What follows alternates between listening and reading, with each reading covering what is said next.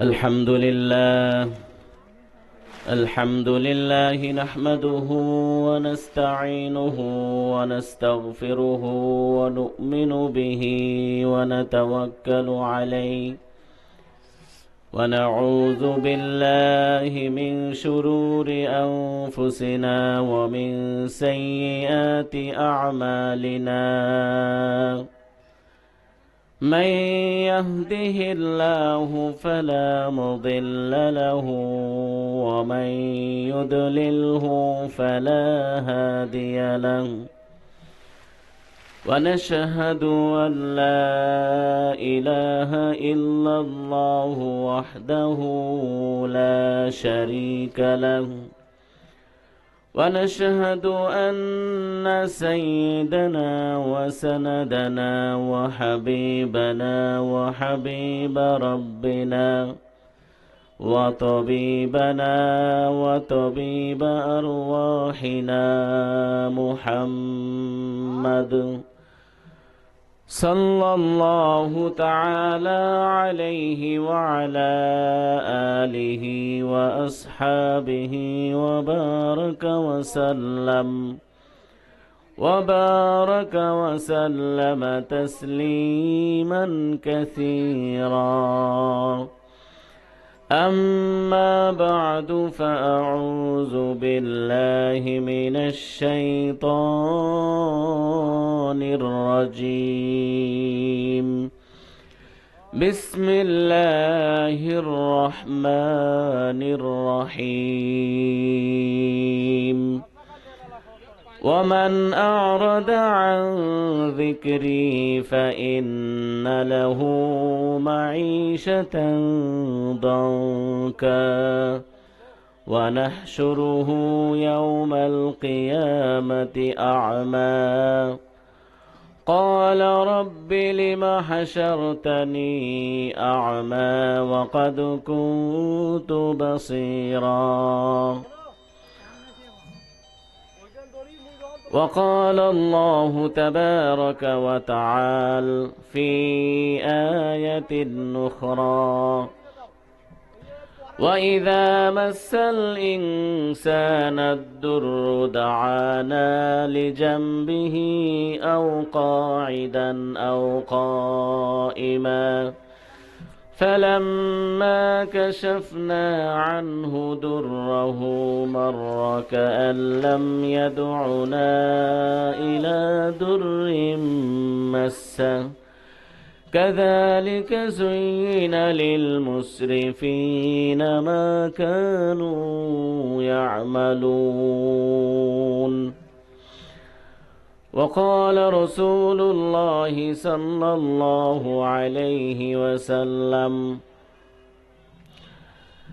تركت فيكم أمرين لن تضلوا ما تمسكتم بهما: كتاب الله وسنة رسوله، أو كما قال النبي عليه الصلاة والسلام. صدق الله العلي العظيم وصدق رسوله النبي الكريم، ونحن على ذلك لمن الشاهدين والشاكرين والذاكرين، والحمد لله رب العالمين. وصلى الله تعالى عليه وعلى آله وأصحابه أجمعين। অধ্যকার আয়োজিত সাউতুল হেরা তাহফিজুল কোরআন মহিলা মাদ্রাসা ও এলাকাবাসীর উদ্যোগে হাফেজা ছাত্রীদের বোরকা প্রদান উপলক্ষে দ্বিতীয় বার্ষিক তাফসীরুল কোরআন মাহফিল। আজকের মাহফিলের সম্মানিত সভাপতি ও উপস্থিত দিনদার ইসলাম দরদি মুসলমান ভাইয়েরা, পর্দানিশীন মা ও বোনেরা, মহান আল্লাহ রাব্বুল আলামিনের দরবারে আমরা কালিমাতুশ শুকর আদায় করছি যে মহান আল্লাহ রাব্বুল আলামিন আমাদেরকে কোরআন ও হাদিস থেকে শোনার জন্য এমন একটি পবিত্রতম স্থান মাহফিলের প্যান্ডেলে এসে বসার সুযোগ করে দিয়েছেন। এজন্য সকলে বলছি আলহামদুলিল্লাহ। আমি কোরআনুল কারীম থেকে আপনাদের সামনে সূরা তাহা এর 124তম আয়াত তেলাওয়াত করেছি এবং সূরা ইউনূসের 12তম আয়াত আপনাদের সামনে তেলাওয়াত করেছি। নবী করিম সাল্লাল্লাহু আলাইহি ওয়াসাল্লামের অসংখ্য হাদিস থেকে একটি হাদিসের অংশ, একটি হাদিস পাঠ করেছি। মহান আল্লাহ রাব্বুল আলামিনের তৌফিক শামিলে হাল হলে এই আয়াতদ্বয় ও হাদিস থেকে কিছু বলার নিয়ত করেছি। ওমা তৌফিকি ইল্লা বিল্লাহ। মহান আল্লাহ রাব্বুল আলামিন আমাদেরকে সৃষ্টি করেছেন।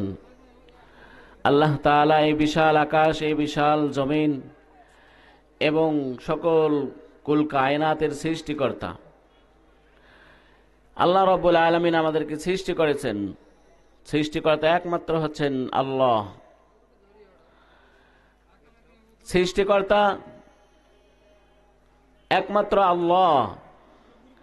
আল্লাহ তাআলার সম্পর্কে আল্লাহ তাআলা তার পরিচয় দিয়েছেন কোরআনুল কারীমে। কোরআনুল কারীমে আল্লাহ তাআলা তার স্বয়ং পরিচয়কে তুলে ধরেছেন। আমরা জানি কোরআনুল কারীমের একটি সূরা, ছোট্ট একটি সূরা, সূরাতুল ইখলাস। এই সূরার ভিতরে আল্লাহ তাআলার পরিচয় তুলে ধরেছেন। তদানীন্তন সময়ে নবী করিম সাল্লাল্লাহু আলাইহি ওয়াসাল্লামকে সেখানকার কাফেররা, যারা নাস্তিক, তারা বিভিন্নভাবে তিরস্কার করত, বিভিন্নভাবে নবীকে তিরস্কার করত। তোমার প্রভু কে? তোমার প্রভু কেমন? তার তো সন্তান আছে, তার এই আছে, সেই আছে, নানাভাবে নবীকে প্রশ্ন করত, তারা তিরস্কার করত। সম্মানিত উপস্থিতি, এর জবাব দিতে গিয়ে আল্লাহ রাব্বুল আলামিন স্বয়ং কোরআনুল কারীমে একটি সূরা নাজিল করেছেন। আল্লাহ তাআলা বলেন, কুল হুয়াল্লাহু আহাদ আল্লাহুস সামাদ লাম ইয়ালিদ ওয়া লাম ইউলাদ ওয়া লাম ইয়াকুল লাহু কুফুয়ান আহাদ। হে নবী, আপনি বলুন, কুল হুয়াল্লাহু আহাদ, তিনি আল্লাহ একক, লা শারীকা লা, আল্লাহ তাআলার কোনো শরীক নেই, আল্লাহ তাআলার কোনো শরীক নেই, আল্লাহ তাআলার কোনো সন্তান নেই, আল্লাহ তাআলা কারো থেকে জন্মগ্রহণ করেননি এবং তার থেকেও কেউ জন্ম লাভ করেনি। আল্লাহ তাআলা অমুখাপেক্ষী।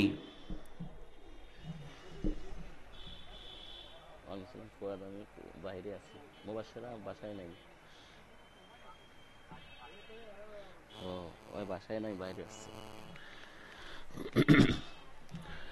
সম্মানিত উপস্থিতি, আল্লাহ রাব্বুল আলামিন বলেন, কুল হুয়াল্লাহু আহাদ আল্লাহুস সামাদ লাম ইয়ালিদ ওয়া লাম ইউলাদ ওয়া লাম ইয়াকুল লাহু কুফুয়ান আহাদ।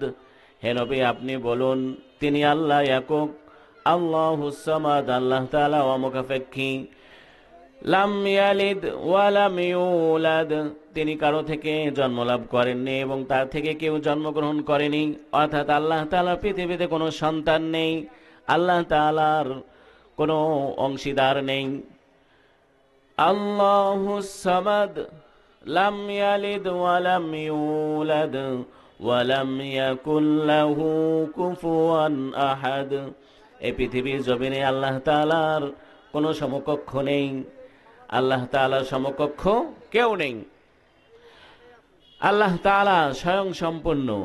সম্মানিত উপস্থিতি, তো আল্লাহ রাব্বুল আলামিনের পরিচয় আল্লাহ তাআলা এই ছোট্ট একটি সূরার মধ্যে তুলে ধরেছেন। কেউ যদি আল্লাহ সম্পর্কে জানতে চায়, আল্লাহ তাআলার এই কালামুল্লাহর যেন এই ছোট্ট সূরাটি সে তেলাওয়াত করে এবং তার অর্থ শিখে এবং তার তাফসীর পড়ে, তাহলে সে আল্লাহ তাআলা সম্পর্কে জানতে পারবে। তো আল্লাহ রাব্বুল আলামিন আমাদেরকে সৃষ্টি করেছেন, আল্লাহ তাআলার পরিচয় আমাদের সামনে ওপেন আছে, আমরা কোরআন পড়লে তা জানতে পারবো। সম্মানিত উপস্থিতি, তো আল্লাহ রাব্বুল আলামিন এই মানুষকে পৃথিবীতে পাঠিয়েছেন, মানুষ যেন আল্লাহ তাআলার হুকুম মোতাবেক চলে, এক আল্লাহ তাআলার হুকুম মানে এবং নবীর তরিকা অনুযায়ী চলে। আমাদের প্রত্যেকটা বিধিবিধানকে, আল্লাহ তাআলার প্রত্যেকটা বিধিবিধানকে মানতে হবে নবীর তরিকা অনুযায়ী, নবীর তরিকা অনুযায়ী মানতে হবে। আল্লাহ তাআলার প্রতি পূর্ণ বিশ্বাস স্থাপন করতে হবে আমাদেরকে। সর্বপ্রথম আমাদের যে বিষয় তা হচ্ছে ঈমান, ঈমান আনয়ন করতে হবে। মানুষের সর্বপ্রথম কাজ হচ্ছে ঈমান নিয়ে আসা। আমরা জানি ইসলামের স্তম্ভ 5টি।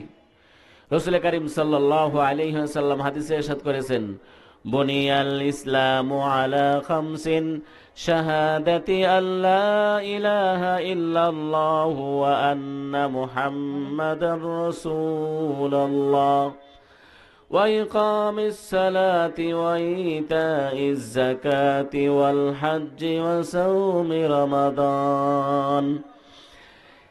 রব্বুল আলামিনের হাবিব মুহাম্মদ আরবি সাল্লাল্লাহু আলাইহি ওয়াসাল্লাম বলেন যে ইসলামের স্তম্ভ হচ্ছে 5টি। 1 নম্বর হচ্ছে কালিমা, ঈমান, শাহাদাতু আল্লা ইলাহা ইল্লাল্লাহ ওয়া আন্না মুহাম্মাদার রাসূলুল্লাহ, ওয়া আন্না মুহাম্মাদার রাসূলুল্লাহ, যে আল্লাহ তাআলার প্রতি পূর্ণ বিশ্বাস। শাহাদাতু আল্লা ইলাহা ইল্লাল্লাহ, আল্লাহ ছাড়া কোনো মাবুদ নেই, আল্লাহ তাআলা ছাড়া কোনো মাবুদ নেই। ওয়া আন্না মুহাম্মাদান রাসূলুল্লাহ, আর মুহাম্মদ সাল্লাল্লাহু আলাইহি সাল্লাম হচ্ছেন আল্লাহ তাআলার রাসূল। রাসূলের প্রতি বিশ্বাস করা। আমরা জানি 7টা বিষয়ের প্রতি ঈমান আনয়ন করতে হয়, আমরা ছোটবেলায় শিখেছি, যেটাকে ঈমানে মুফাসসাল বলা হয়। আমানতু বিল্লাহি ওয়া মালাইকাতিহি ওয়া কুতুবিহি ওয়া রুসুলিহি واليوم الآخر والقدر خيره وشره من الله تعالى والبعث بعد الموت। এখানে আমরা ছোট্টবেলায় মুক্তবে পড়াশোনা যারা আমরা করেছি বা আমরা যারা এই কোরআন ও হাদিস সম্পর্কে যারা জানি, আমাদের জানা আছে যে এই 7টা বিষয়ে আমাদেরকে ঈমান আনয়ন করতে হয়। 1 নম্বর হচ্ছে আমানতু বিল্লাহ, আমি আল্লাহর উপর ঈমান এনেছি। ওয়া মালাইকাতিহি, ফেরেশতা কুলের উপর ঈমান এনেছি। ওয়া কুতুবিহি, এবং আল্লাহ রাব্বুল আলামিনের পক্ষ থেকে যত কিতাব নাজিল হয়েছে সকল কিতাবের প্রতি আমরা ঈমান আনয়ন করেছি, বিশ্বাস স্থাপন করেছি। ওয়া রুসুলিহি, এবং সকল রাসূলগণ, পৃথিবীতে 313 জন রাসূল এবং নবী, যত নবী এসেছেন সকল নবী এবং রাসূলের প্রতি আমরা বিশ্বাস স্থাপন করেছি, ঈমান আনয়ন করেছি। ওয়া কুতুবিহি ওয়া রুসুলিহি ওয়াল ইয়াউমিল আখিরি ওয়াল কদরি খাইরিহি ওয়াল ইয়াউমিল আখির, পরকালের প্রতি বিশ্বাস স্থাপন করতে হবে যে আমাদের এই জীবন শেষ নয়, এই জীবনের পরে আরেকটি জীবন আছে, মৃত্যুর পরবর্তী জীবনকে, মৃত্যুর পরে আবার যে আমাদেরকে পুনরুত্থিত করা হবে, এই পরবর্তী জীবন, পরকালের জীবনকে, পরকালের দিবসকে এটা বিশ্বাস করতে হবে। ওয়াল ইয়াউমিল আখিরি, পরকাল, কিয়ামতের দিবস সম্পর্কে আমাদেরকে বিশ্বাস স্থাপন করতে হবে।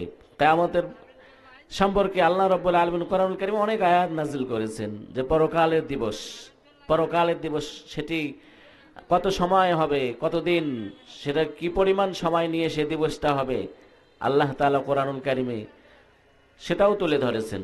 সম্মানিত উপস্থিতি, ওয়াল কদরি খাইরিহি ওয়া শাররিহি মিনাল্লাহি তাআলা, ভাগ্যের ভালো মন্দ, তাকদীরের ভালো মন্দ যেটা আল্লাহ তাআলার পক্ষ থেকে হয় এটার প্রতি বিশ্বাস স্থাপন করা। আমার জীবনে যা ভালো হচ্ছে, যা মন্দ, ভালো মন্দর, এটার প্রতি বিশ্বাস, এটাকে বলা হয় তাকদীর। তাকদীরের বিশ্বাস, তাকদীরের ভালো মন্দ বিশ্বাস করা। ওয়াল কদরি খায়রিহি ওয়া শাররিহি মিনাল্লাহি তাআলা ওয়াল বা'সি বাদাল মাউত, ওয়াল বা'সি বাদাল মাউত, এবং মৃত্যুর পরে পুনরুজ্জীবন, পুনরুত্থিত করা হবে, যে আবার জীবন দান করা হবে, এ বিশ্বাস করা। এটা নয় যে এই দুনিয়ায় শেষ জীবন, সুতরাং এই জীবনে যা ইচ্ছা তাই করো, যা ইচ্ছা যেভাবে ইচ্ছা সেভাবে চলো, যেভাবে ইচ্ছা সেভাবে কামাই করো, যেভাবে ইচ্ছা সেভাবে ভোগ করো, এটা নয়। হ্যাঁ, একদল লোকের স্লোগান হচ্ছে, তারা বলে যে খাও দাও ফুর্তি করো, দুনিয়াটা হলো মস্ত বড়। এমন একদল লোক স্লোগান দেয়, খাও দাও ফুর্তি করো আর দুনিয়াটা হলো মস্ত বড়। এই মস্ত বড় দুনিয়া শুধু খাওয়া দাওয়া আর ফুর্তি করো, এছাড়া আর কিছু কাজ নেই। এটা হচ্ছে সম্পূর্ণ খোদা বিরোধী, আল্লাহ বিরোধী কথা, কোরআন হাদিস বিরোধী কথা। এসব কথা বলা যাবে না। সকলে বলি নাউজুবিল্লাহ। সম্মানিত উপস্থিতি, এজন্য এই 7টি বিষয়ের প্রতি আমরা ঈমান আনয়ন করেছি। সর্বপ্রথম নবী করিম সাল্লাল্লাহু আলাইহি সাল্লাম আমাদেরকে বলেছেন যে ইসলামের স্তম্ভ 5টি। এই 5টি স্তম্ভ থেকে 1 নম্বরে ঈমান। এই ঈমানের বিষয়ে, ঈমান যখন আমাদের পরিপূর্ণ হবে, ঈমানকে নিয়ে যখন চর্চা করব, তখন আমাদের কাছে ঈমান বিল গায়র থাকবে না।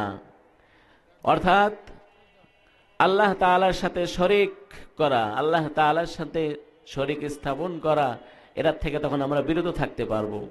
সম্মানিত উপস্থিতি, আল্লাহ রাব্বুল আলামিন আসমানিক যতগুলো গ্রন্থ নাজিল করেছেন, তার মধ্যে 4টি বড় বড় গ্রন্থ।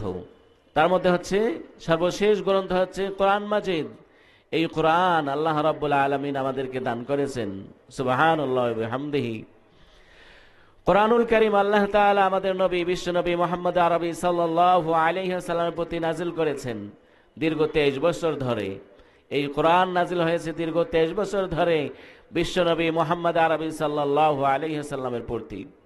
সম্মানিত উপস্থিতি, কোরআন অনুযায়ী আমাদেরকে জীবন পরিচালিত করতে হবে। আমাদের চিন্তা করতে হবে যে আমাদের দৈনন্দিন জীবনে এই কোরআন অনুপাতে জীবনকে পরিচালিত করব ইনশাআল্লাহ। সম্মানিত উপস্থিতি, আল্লাহ রাব্বুল আলামিন কোরআনুল কারীমে সূরা তাহা 124 নম্বর আয়াত আল্লাহ তাআলা বলেন, ওয়ামান আ'রাদা আন যিকরি ফাইন্না লাহু মাঈশাতান দানকা ওয়া নাহশুরুহু ইয়াওমাল কিয়ামাতি আ'মা قال رب لم حشرتني أعمى وقد كنت بصيرا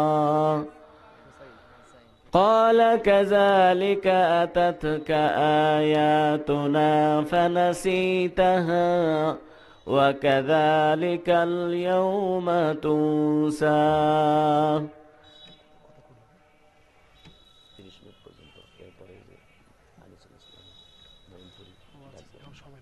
আমি এটা করতাম, কয়ে আসলাম যে যান ওখানে হুজুর আছে, যান কয়টা 10-15 মিনিট করে আসেন। হ্যাঁ, 10 মিনিট সময় দেন।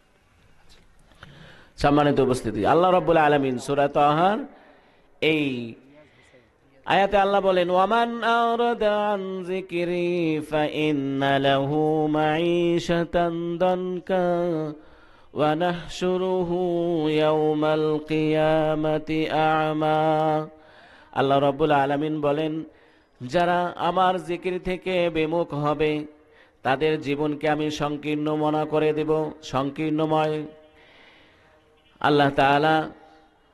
আল্লাহ তাআলা জিকির থেকে যারা বিমুখ হবে তাদের এই জীবন, পার্থিব জীবনটা সংকীর্ণ হয়ে যাবে। নাউজুবিল্লাহি মিন যালিক।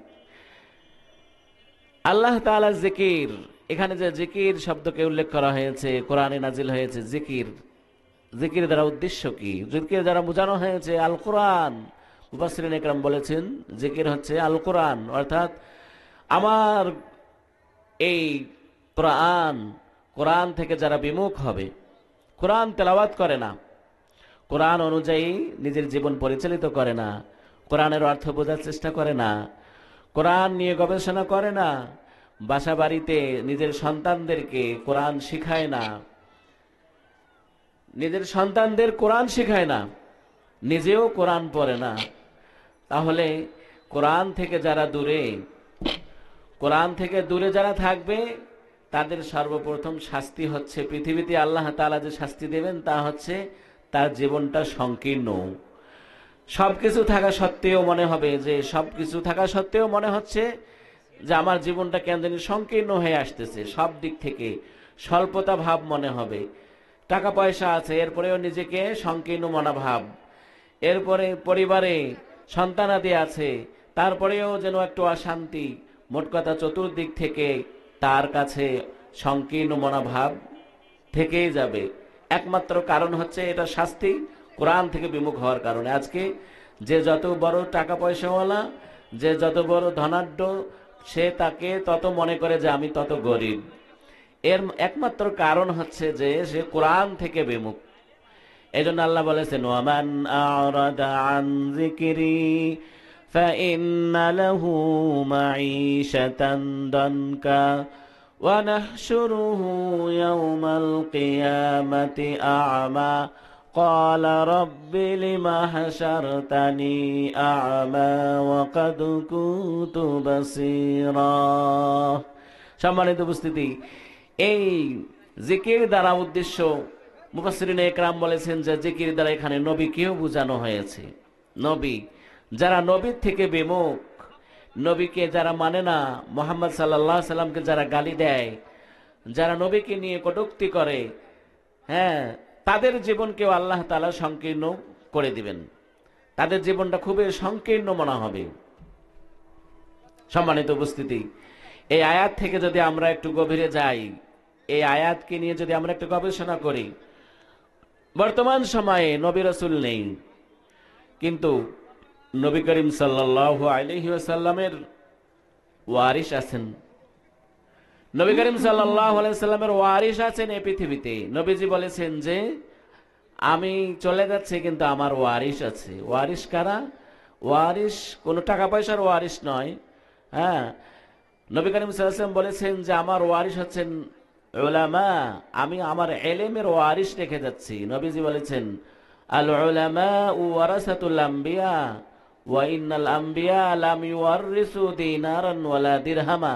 আমি কোনো টাকা পয়সার ওয়ারিস রেখে যাচ্ছি না, বরং আমার ইলমের, এই আসমানি ইলমের ওয়ারিস রেখে যাচ্ছি। তারাই হচ্ছেন আলিম ওলামা।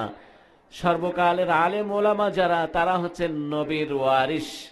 সম্মানিত উপস্থিতি, তাহলে আল্লাহ রাব্বুল আলামিনের এই কোরআনের এই আয়াত, সূরা তাহার এই আয়াত থেকে আমরা বুঝতে পারি যে বর্তমান সময়ে যারা আলেম ওলামা থেকে বিমুখ, আলেমদের সাথে সম্পর্ক স্থাপন করতে চায় না, আলেমদেরকে দেখে যারা ভ্রুকুঞ্চিত করে, আলেম থেকে যারা দূরে, আলেমদের গীবত করে, তারা সত্যিকার অর্থে কোরআন থেকে দূরে, তারা নবী রাসূলের ওয়ারিস থেকে তারা দূরে।